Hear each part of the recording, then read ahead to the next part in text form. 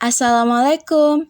Di video ini, kami akan mempresentasikan tentang produk pembangkit listrik sederhana dan manfaatnya. Tahukah kalian apa itu produk pembangkit listrik sederhana? Rekayasa produk pembangkit listrik sederhana adalah suatu bentuk pengembangan alat yang digunakan sebagai pembangkit listrik, namun menggunakan sumber daya terbarukan. Lalu, apa pengertian dari sumber daya terbarukan? Sumber daya terbarukan merupakan sebuah sumber energi yang berasal dari alam, mampu digunakan dengan bebas, mampu diperbarui terus-menerus, serta tak terbatas, seperti tenaga surya, energi angin, tenaga air, dan masih banyak lagi. Terus, apa manfaat dari produk ini? Kami dari kelas 11 MIPA 5, kelompok 6, ingin mempresentasikan tentang manfaat produk pembangkit listrik sederhana.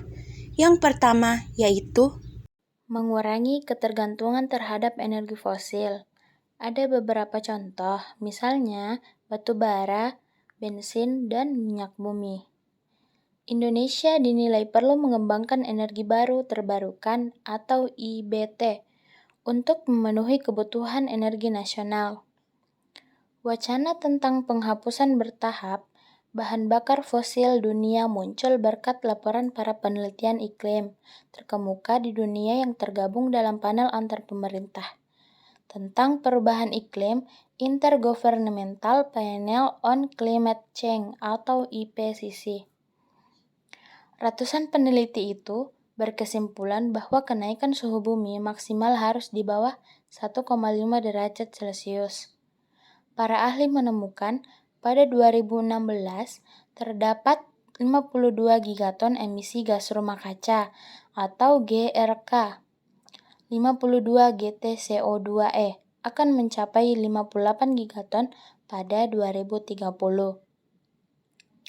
Untuk memenuhi target menahan suhu pada 1,5 derajat Celcius, diperlukan usaha maksimal untuk mengurangi GRK atau gas rumah kaca. Jumlah itu harus dikurangi rata-rata per tahun sekitar 25-35 gigaton GRK. Perilaku manusia dan pendekatan teknologi diperlukan untuk memenuhi target ambisius tersebut. Salah satunya dengan cara mengurangi penggunaan energi fosil dan memperbanyak penggunaan energi baru terbarukan atau IBT, seperti tenaga matahari, angin, dan sejenisnya. Setidaknya 85% IBT hingga 2050 untuk tetap memenuhi target 1,5 derajat Celcius pada suhu bumi. selanjutnya, ramah lingkungan. Lingkungan manusia dipenuhi racun kimia berbahaya, serta emisi karbon dioksida selama bertahun-tahun. Pencemaran ini juga berdampak terhadap peningkatan ketinggian air laut, penipisan lapisan ozon, pemanasan global, kekeringan, kepunahan flora dan fauna, dan lainnya. Tentunya penggunaan energi alternatif terbarukan ini bisa mengurangi, bahkan menghilangkan beragam faktor penyebab rusaknya alam. Sebagai contoh, yang pertama tenaga surya. Tenaga surya tidak menghasilkan gas rumah kaca, tidak mencemari air atau bagian yang lain dari lingkungan. Yang kedua, tenaga air.